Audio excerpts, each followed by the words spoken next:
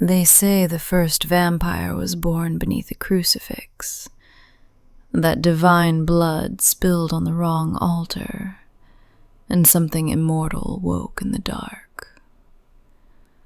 Now the vampire kings rule an empire forged in holy fire and anointed in rebel blood. But the night is shifting, and those they thought were powerless, we're waking up. Blood of kings, rebel fire. This is the story of why the vampires don't need us, and why we're rising anyway. If you're ready to step into the shadows, follow me. The audiobook awaits. The Fall of the Wraith. Wraith, you there? Hey, Fang Hater. Yes, I'm here. I'm glad to reconnect, and that you are still kicking around out there. It's been a while. Nice to see that the dark web still has its uses. What have you been up to? Me? Not much, really. I have had a lot of alone time recently. A lot of time to think. Too much. Hey, can I ask you something? Always. Anything. Anything. Well, I wouldn't ask just anything. That could get rude. Just something real specific. Have you ever really screwed something up? I mean, fucked it up so badly that it is absolutely beyond repair, recovery, or redemption? No matter what you sacrifice, money or blood, nothing will ever make up for it. No. No? Well, lucky you, because I have. I have completely botched things up, the entire world, and I don't even think my dying will help the situation. In fact, it might make it worse. I don't know what you mean. That's because you have never screwed something up so goddamn bad that you wanted to die, but know that even more horrible things would happen if you did. Did you mean to do it? What? Of course I didn't mean to do it. I don't think anybody would. I didn't even know that I was causing any harm. Not that it makes a difference, I guess. You know something? I believe the biggest fuck-ups come from people who truly have no inkling how much lasting damage they are truly causing, because they think they are doing something good.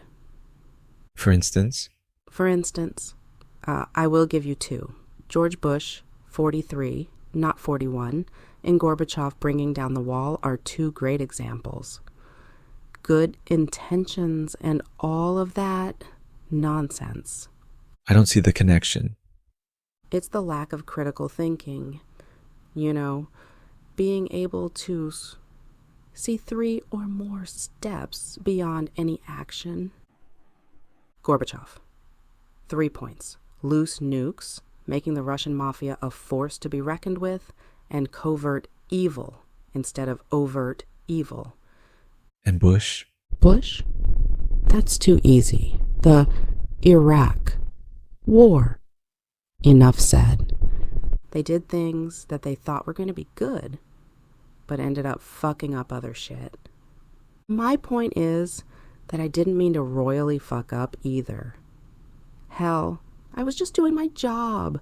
I was entertaining people.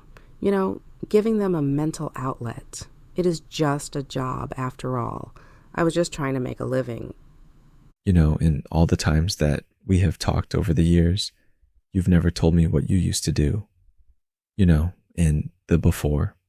Oh, I am sorry. I didn't tell you, did I? Me, I write. Really? That's interesting. Hey, don't get excited. I'm just a simple writer. Novels, mostly. I never aspired to war and peace, and I am no Stephen King or J.K. Rowling either. I just write teen adult horror fiction. What's that entail? Well, basically, I come up with an idea for a scary story and flesh it out with some misunderstood, sexy, brooding guy as the hero and some young, naive hottie looking for her first kiss. And hey, you have a story. Did you make a lot of money? It sold okay. I made a living at it. Heck, There was a staggering 110,000 of us actively writing in the genre, so you could say it was competitive. Most people didn't get rich doing it, and your fan base was pretty fly-by-night. I mean, they're not just reading you, but everybody who writes like you, and a person can only afford so many books. So... Did you like it? Yeah, I did. I like to write it, and to tell you a secret, I even like to read it. I know, putting money in the competition's pockets, but hey, even I needed some mental relaxation from the daily grind every once in a while. The appealing thing about reading it was that it was an easy read, not too scary, kind of romantic, and most importantly, fiction. Or so I thought. The truth was so much more fantastic than even my creative mind could have come up with. Fantastic, horrific, and fatal. For everybody. What made you want to be a writer? Writing is kind of a singular activity, you know? I have a solid command of the English language, but I think one of the main reasons I pursued it as a career was that I was never skilled at dealing with people, not directly anyway, not face to face. So, you were always a writer then? No, but I was kind of pushed that way when I interacted with people, either in normal 9-to-5 jobs or social situations. I was always amazed by some of the things that people would do when they interacted with each other that were cruel, self-centered, often ridiculous, and downright stupid, with a capital STUPID. Experiencing it firsthand and then coming home to watch and listen to these interactions on the evening news, talk, television, radio, and reality shows made me hate the whole concept of public education and a society that would tolerate such idiotic behavior. There was no politeness in speech, no manners in personal actions. Heck, no sense of responsibility in any actions taken at all. No rational thoughts, no follow-through. The killer thing to me was that it was either tolerated or ignored. And in certain regions of the country, rude and crude were wholeheartedly embraced as a valid form of communication. It just used to shock the hell out of me. It's different now. Yeah. Now, with all the changes that have happened over the past few years, I actually find that I miss it. I miss the humanity. I miss people, even those who were rude and stupid. I would give almost anything to see the type of rudeness and stupidity that used to rule the day. That's better than the fear and loneliness. You are not alone right now. You have me. We have this. True. Even after all the death and bloodshed that the world has endured during the change, we still have the internet. What a wonderful invention that turned out to be. So wonderful even, they use it to talk to each other, to their friends. It's the way that you and I talk to each other, except we are on the dark web without all the bells and whistles. And they are not. Fang hater, you are my friend, aren't you? Of course I am, Wraith. I have been for many years. I'm glad. I think of you as my friend, even though we have never met. Which, if you think about it, is probably a good thing, since gathering in any numbers can be fatal now. But we humans need it, this communication, especially between you and me. Humans have to be able to communicate. It's not life without communication, is it? No. People were not meant to be alone. I think communication, even though not face-to-face nor audible, must be some sort of requirement in order to avoid going crazy.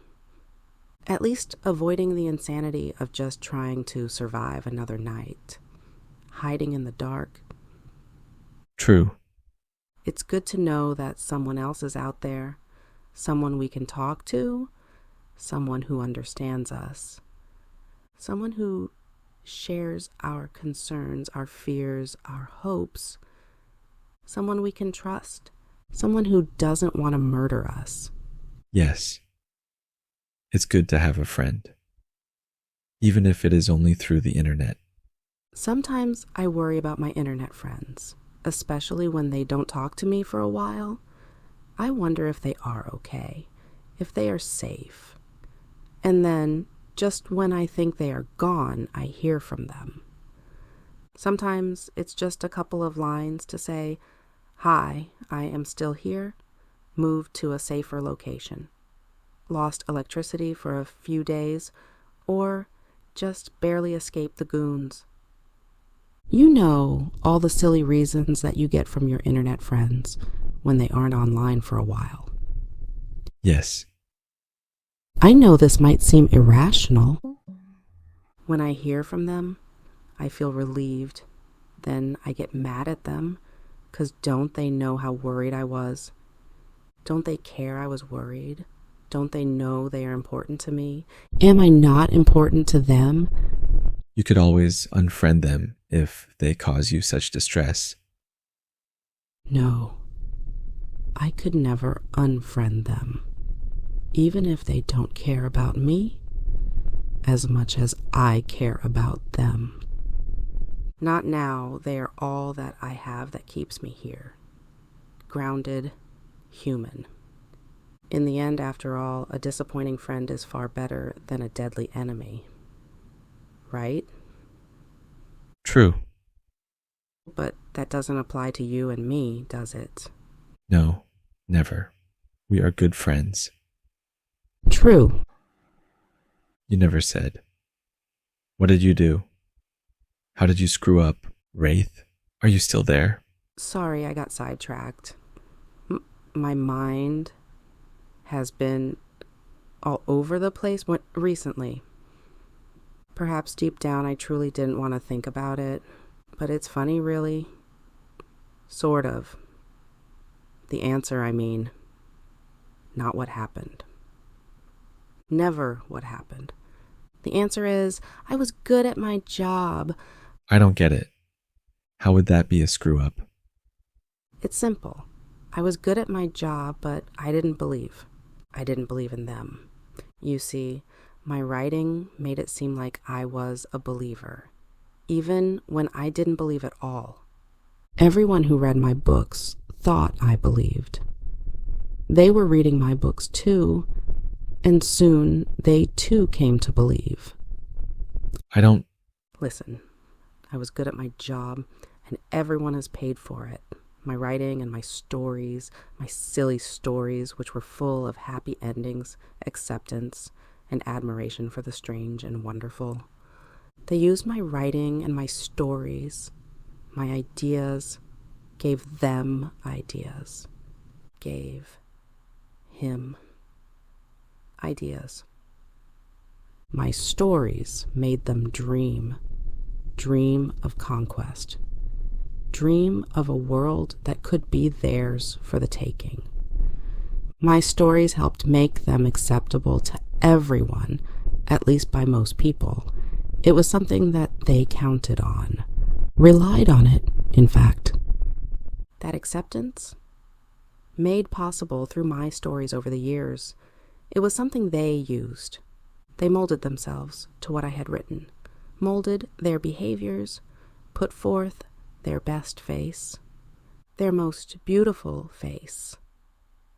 Wraith. My stories made people believe they were benign, stricken, even friendly and loving, and most importantly, for their success, safe. Wraith. My words made them seem wonderful and magical and tameable through our love. Wraith. My stories helped them create secret plans, while they pretended to build a society that could thrive amongst us, work beside us, and then they brought us to our knees. Wraith. My words led them to action. My words led them to success. Wraith. And it's all my fault. Wraith. What? Are you saying that you're... Yes, I'm Sage Steel. I press my palms flat against the cold stone floor of my cell, feeling each uneven surface and gritty texture. My fingers brush the laptop sitting across my legs as I sit crisscross applesauce and lean my back against the stone wall. This laptop, one of the few pleasures I'm allowed, is a lifeline in this tomb of despair that is the Washington National Cathedral. The screen's glow is the only light here, casting shadows that dance upon the walls, like goblins at a macabre ball. I draw a shuddering breath, the air heavy with the stench of iron and fear, and continue to type. Once, I whisper to myself as much as to the unseen ally awaiting my words. Vampires were fantasy, creatures of the night bound by the pages of my novels. Each keystroke echoes in my heart, my burial hymn for the world that used to be, a world where my books, with their seductive and brooding vampires, ignited imaginations rather than kindled a nightmare. How naive we all were in believing in the separation of fiction and reality until reality bared its fangs. Romance turned to horror. I continue typing out the confession that burns inside me. The seed planted by my stories blossomed into trust, and from that trust their empire rose. My mind shifts, flitting through memories like pages torn from a diary. The Blue Ridge Mountains loom in my recollection, painted in shades of rebellion and resilience. Here, in the silent bastion of our resistance, my sons and I became more than authors and readers. We became warriors. The Wraith, they called me, a name whispered in reverence by some, in hatred by others. Tommy, Danny, I murmur, their names a talisman against the darkness. We planned under the cloak of night, using the very myths I penned to orchestrate our defiance. Guerrilla tactics, covert strikes, our every move a calculated risk to push back the crimson tide that threatened to drown humanity. Mother by day, leader by night.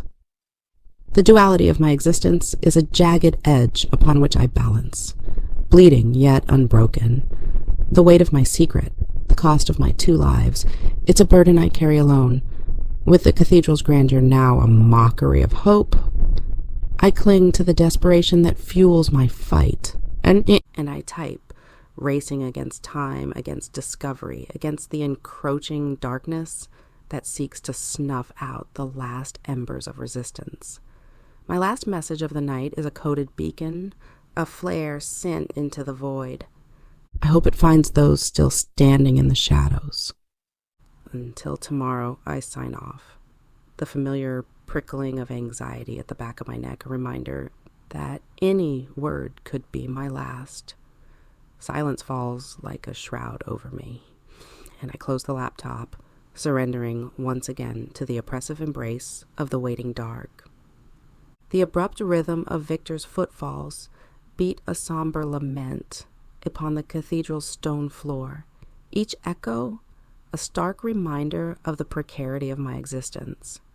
I freeze in place, listening intently as the sounds fade before I dare to breathe again. I have become something akin to a phantom in these hallowed halls, an apparition, rarely seen, weaving stories not of fantasy, but of coded rebellion. Each narrative I craft for the vampires doubles as a cryptic missive to those who remain unyielded, who look to the Wraith for guidance from the shadows. My words are their weapons, my sentences their stratagems. Under my fingers, the laptop keys click with frantic urgency, a speedy but disjointed symphony that punctuates the silence. It is a race against time and detection, a delicate dance with fate as I embed secret instructions within the fabric of my prose. hoping they will slip unnoticed past vigilant eyes. The vampires are convinced they have extinguished the human spirit, but it remains vibrant, throbbing in the subtext of every paragraph I write. Yet, with each message sent, the noose tightens. Paranoia is a constant companion, whispering of betrayal with every creak of the ancient wood, every flicker of shadow across the cold, damp walls of my cell. My hands tremble, betraying the fear I must never show to the enemy. Never show. A shiver runs down my spine as I cast my mind back to the day Praetor Pilatus stood before me. His presence, an embodiment of the power that had ripped me from my sanctuary and placed me into a prison. His icy blue eyes had locked onto mine, his gaze piercing through my defenses, as if he could see the very core of my being. Your words have moved many, he had said, his voice silk over steel, a veneer of admiration that failed to mask the threat beneath. Now, you shall write them for us. His request, or rather his command, was a sacrilege to my soul, to write a false history glorifying these monsters, to turn my gift into a tool for their propaganda. I remember how the air seemed to grow thin, the weight of his expectation squeezing the breath from my lungs. In that moment, his unnerving calm scrutinized me and exposed the true horror of my captivity. History is written by the victors, Pilatus continued, the corners of his mouth tilting up in a semblance of a smile.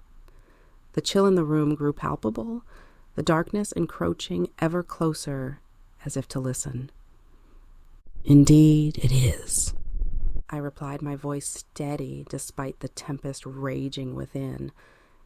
And yet, history also has a way of revealing the truth in time. His smile vanished as quickly as it had appeared, replaced by a hardening of his features that spoke volumes more than any threat could convey. In that silent exchange, the battle lines were drawn, not of swords and blood, but of wills and wits. Consider it your magnum opus, Pilatus had said, before turning on his heel and departing, leaving me alone with the crushing realization of the task set before me. I knew my choices, write or die. Still, I knew who I was. I was Sage Steel. Though ensnared, I was not yet broken. With a defiant spark, I prepared for the morrow, knowing that in the war of shadows, it is the pen that can be mightier than the sword. Or in this case, Fang. So, I waited, the air in my cell as silent as Victor, my personal Praetorian. And I strategically planned my time, as if I was a reader, voraciously reading until the chapter closed, with a cliffhanger that only the dawn could resolve. Now, as I sit within the suffocating confines of my cell, the memory of that encounter coiled around my heart like a thick, black serpent squeezing tight. I know now that I am caught between a fanged devil and a cliff overlooking a deep blue sea full of great white sharks that make the original movie version look like an anime kitten in a pink scarf. And I know that with every word I write, there remains a death sentence for those who still dare to dream of dawn. Memories almost overwhelmed me as I thought back. The pine needle carpet crunched underfoot, a sound so ordinary yet thunderous in the silence of the Blue Ridge stronghold. A scent like Earth's very breath filled my nostrils, the air pregnant with the solemnity of the trees standing sentinel over our clandestine rebellion. They had watched us grow from scattered survivors into a force that dared to challenge the night. I pressed my back against the rough bark of an ancient oak, the coolness of it seeping through the thin fabric of my jacket. The forest had been our ally, our shroud against the piercing eyes of the Empire, but on that day, as the horizon bled crimson, I felt its betrayal. My heart raced, a drumbeat of impending doom, as I scanned the tree line for signs of the enemy we knew was coming. "Prepare yourselves," I whispered, more to myself than to the shadowy figures around me. Tommy and Danny, my sons, the only family I had left, stood among them, their faces set in grim determination. A foe who knew neither mercy nor fatigue, outnumbered and outflanked us. Their arrival was a silent tempest, a whirlwind of black cloaks, red robes, and gleaming fangs. Pilatus led them, his presence commanding even amidst the chaos. They descended upon us with the relentlessness and determination of an invading army. Their assault, a bloody violence that tore through our ranks like death's sharp scythe. We fought, oh, how we fought, with every ounce of our fading humanity. The clash of steel, the scent of blood, the occasional gunshot, using the last of our ammunition, mingled with the cries of the fallen on both sides. Yes, we could kill them, but not as easily as they could kill us. That last night for me was a roiling storm of desperation, a battle not just for life, but for the soul of a world teetering on the brink of eternal damnation. They seized me as the dawn light crept across the battlefield, the ground hallowed by the bodies of those who had stood beside me. My capture was not simply the ensnaring of one woman, Sage Steele, the progenitor, the one who paved the way for their victory over mankind. Little did they know it was the quelling of the Wraith, the symbol of hope for all who yearned for freedom from the Crimson Empire's relentless grip. And I remember the weight of their hands on my arms, the cold leer in Pilatus's eyes as he leaned in close, his long black hair flowing across my shoulder, his fanged mouth expelling a soft breath, a hiss of triumph with just a subtle hint of blood scent. "You're mine now, Sage Steele," he murmured, sealing my fate. And with that simple remark, the rebellion's heart shattered, leaving only whispers of resistance in its wake. As my mind returned to the present, my fingers hovered over the keys, the dim glow of the laptop screen a lone beacon in the oppressive darkness of my cell. My heart hammered against my ribs, a reminder of the ever-present threat lurking beyond these stone walls. The sharp click of approaching footsteps snapped me back to the present, a jolt of adrenaline coursing through my veins. "Victor?" I typed rapidly, my last message a lifeline cast into the digital abyss. "They don't know everything." The words flickered on the screen before I slammed the laptop shut, my pulse racing. The door creaked open, and Victor stepped into the cell, his silhouette a dark smudge against the faint light from the corridor. His face remained unreadable, betraying nothing of his thoughts or intentions. "Time to rest," he intoned, the words hanging heavy in the air. "Of course," I replied, my voice steady despite the tremor in my soul. As he turned to leave, I caught the briefest glint of something unspoken in his gaze. A question, perhaps, or a flicker of doubt, but then it vanished, leaving me isolated once again, enveloped by the silence and the burden of uncertainty. Outside, the cathedral stood stoic, its spires reaching for a sky shrouded in the malaise of our new reality. Inside, I clung to the fragile thread of hope that my words had found their mark. Tomorrow I would write again. Tomorrow I would fight in the only way left to me. But now, the shadows held sway, and I could only wait, wondering what the next day would bring me in my personal nightmare of darkness and defiance. This story is still unfolding, so subscribe and follow the pulse of the night. New chapters rise soon, and those who are bound to this channel will hear them the moment they awaken.